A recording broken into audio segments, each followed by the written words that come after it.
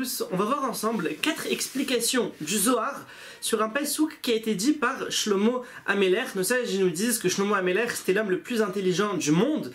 Alors je vous lis le pasouk. Aïr Ketana va Anashim ba Merat, une petite ville dans laquelle il y avait peu d'habitants.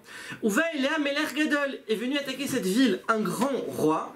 Umatsaba Ish Misken Vechacham, et on a trouvé dans cette ville un homme pauvre et intelligent, ou Milent Aish et Aïr Bechormato, et il a sauvé la ville par son intelligence, Ve'adam lo zachar et Aish Amisken, et au final personne ne s'est rappelé de ce pauvre monsieur qui avait sauvé la ville. Donc il nous parle concrètement, Shlomo Améler, d'une petite ville où il y a peu d'habitants. Un grand roi est venu attaquer cette ville, mais dans cette ville se trouvait un homme pauvre et intelligent, que par son intelligence il a sauvé la ville, et au final personne ne s'est rappelé de lui. Alors première explication du Zohar, une petite ville, il s'agit du corps de l'homme qui est relativement petit par rapport au monde, dans lequel il y a peu d'habitants, c'est les Ramach Evarim, 248 membres du corps de l'homme, et un grand roi est venu attaquer cette ville. Il s'agit du Yetzer Hara qui vient attaquer l'homme, attaquer le corps de l'homme.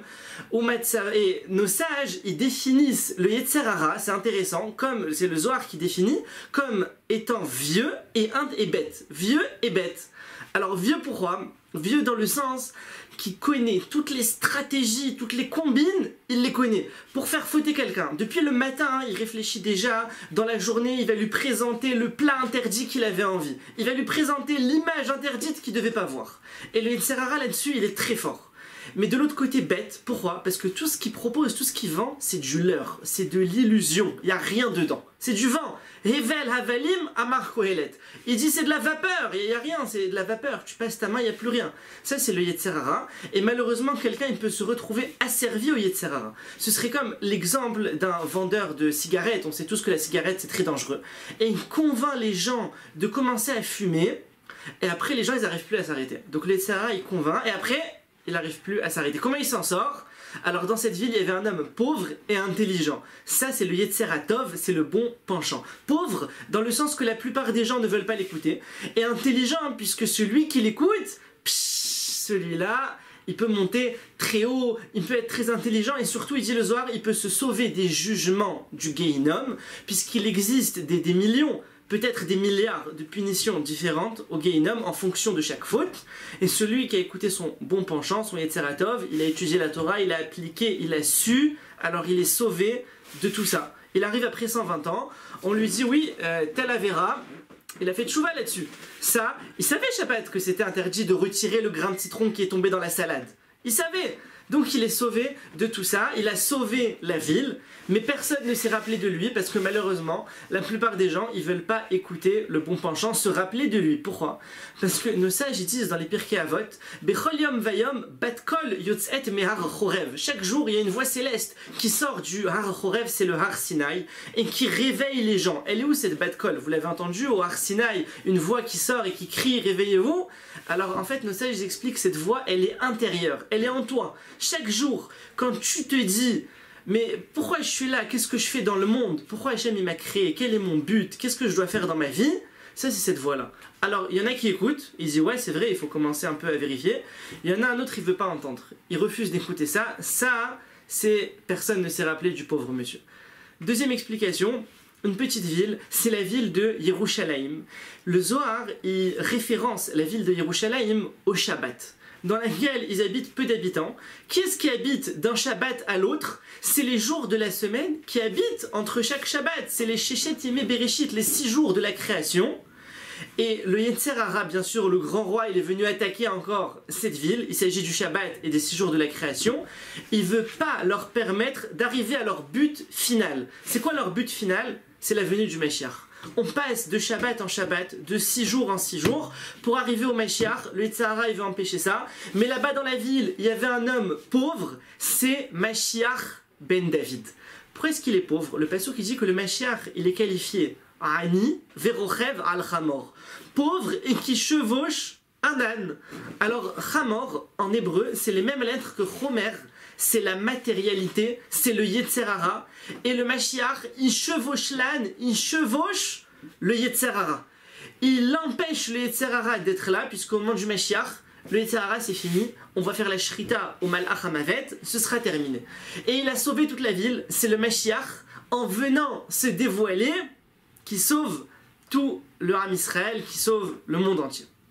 Alors, troisième explication, une petite ville, il s'agit du peuple d'Israël, qui sont petits par rapport en nombre, par rapport au reste des nations, et qui se font petits par rapport à leur créateur, Akadosh Baruch Hu, dans laquelle il y a peu d'habitants, il s'agit des Havot. Le Zohar, par le mot Havot, il référence ici tous les tzadikim qui sont suffisamment grands pour faire résider la présence divine sur terre, la Shrina.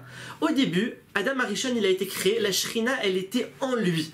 Il a fauté, elle est remontée au ciel. Est venu Noach, il l'a fait redescendre, les gens de sa génération d'Oram Maboul, ils ont fauté, elle est remontée. Est venu Abraham, il l'a fait revenir, les gens de Sodome et Gomorrhe, ils ont fauté, elle est remontée.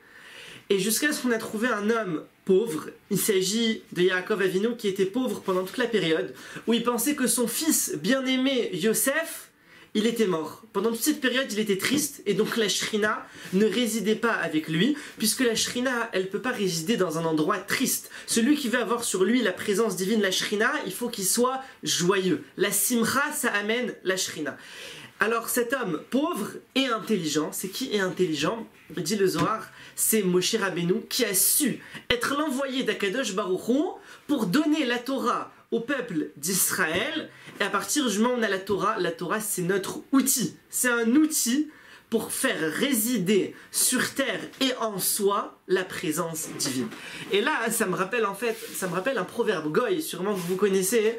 Les goyim, ils disent « l'appétit vient en mangeant ». Alors nous, on dirait là-dessus, la neshama vient en étudiant. Lorsque tu étudies, tu fais rentrer en toi ta neshama. C'est le feu de la Torah qui fait comme ça rentrer la neshama. Alors, enfin, dernière explication, c'est une magnifique explication qui dit le Zohar. Une petite ville, il s'agit de l'arche de Noach, dans laquelle il y a peu d'habitants. Il s'agit de Noach, sa femme, ses 3 fils et ses belles-filles qui étaient dans l'arche de Noach.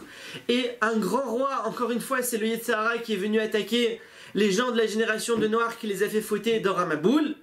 Et on a trouvé là-bas un homme pauvre, il s'agit de Noach. Et là, le Zohar, il dit quelque chose de terrible. Il dit pourquoi pauvre?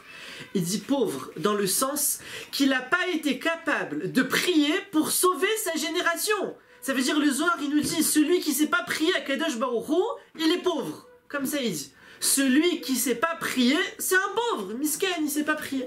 Comme ça, il dit le Zohar. Mais intelligent, il s'agit de Avraham Avinu. Et là, le Zohar, il nous donne un chidouche exceptionnel.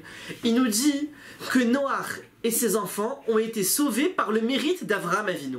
Pour que Avraham Avinu puisse venir au monde, puisque Avraham Avinu, c'est un descendant de Noach, il fallait que Noach et ses 3 fils restent en vie. Donc Akadosh Baruch Hu, il les a sauvés pour permettre à Avraham Avinu de venir au monde. Alors Yehi Ratzon qu'Hachem il nous aide à nous sauver de ce grand roi et qu'il n'arrive pas à prendre la ville, qu'il n'arrive pas.